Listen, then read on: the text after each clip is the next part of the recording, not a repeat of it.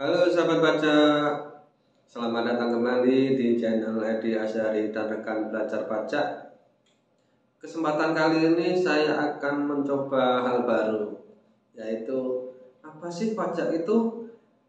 Di video saya sebelumnya membahas tutorial tentang pajak, apa sih waktu, terus dan lain sebagainya. Nah, sekarang saya akan mencoba menjelaskan apa sih pajak itu dan pengertiannya apa aja.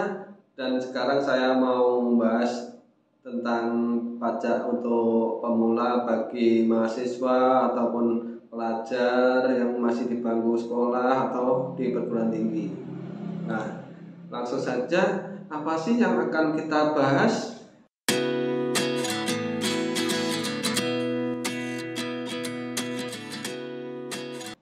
Yang pertama adalah pengertian pajak, kemudian jenis-jenis pajak itu apa aja, terus kemudian fungsi pajak dan asas pemungutannya bagaimana, kemudian sistem pemungutannya juga seperti apa.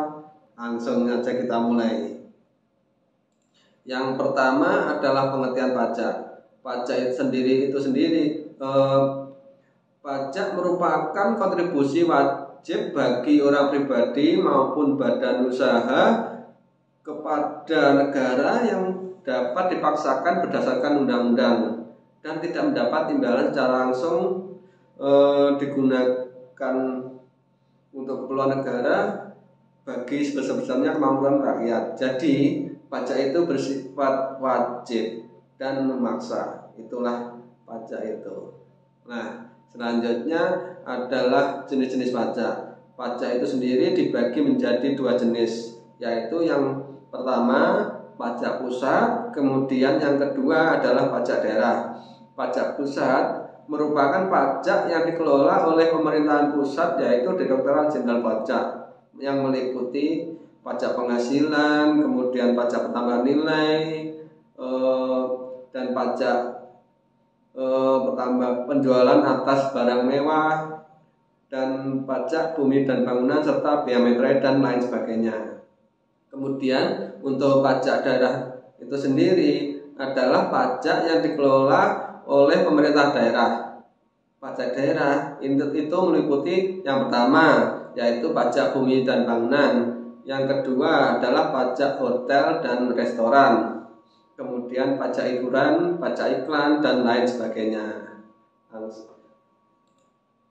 Selanjutnya, fungsi pajak itu digunakan untuk apanya? Yang pertama digunakan sebagai budgetaran, yaitu merupakan alat atau sumber untuk memasukkan uang dari masyarakat ke negara. Jadi dalam hal ini digunakan untuk fungsi anggaran atau penerimaan. Jadi penerimaan untuk pemerintah itu yaitu berupa pajak itu sendiri.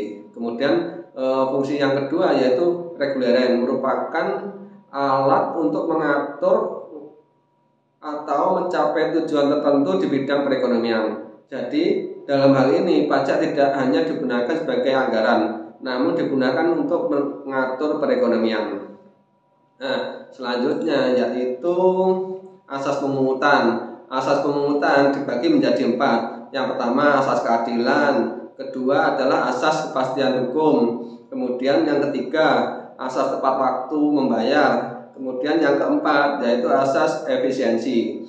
Nah, asas keadilan itu sendiri adalah pemungutan pajak yang dilakukan harus secara adil sesuai dengan kemampuan penghasilan wajib pajak tanpa memihak siapapun dan diskriminatif.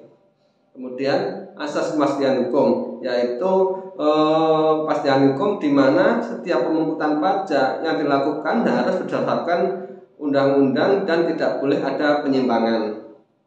Kemudian asas tepat waktu membayar. Pajak yang dipungut saat wajib pajak berada dalam kondisi baik dan tepat, misalkan saat baru menerima penghasilan atau gaji.